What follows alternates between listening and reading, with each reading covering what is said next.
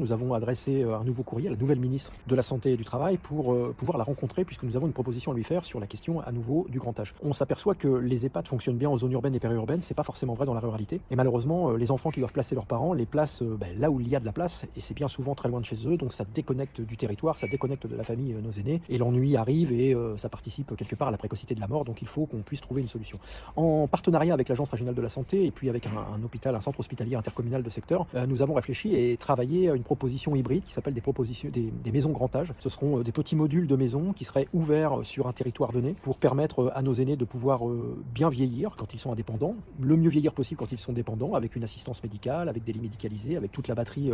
d'outils médicaux qui permettent justement de maintenir le mieux possible en santé, et puis dans ces maisons grand âge le plus tard possible, mais on pourrait y décéder. Ça me paraît important parce qu'on ne déconnecte pas encore une fois nos aînés de leur cadre de vie et de leur famille. Donc voilà, ça crée du lien, et je pense que cette question de la fin de vie, il faut qu'on l'aborde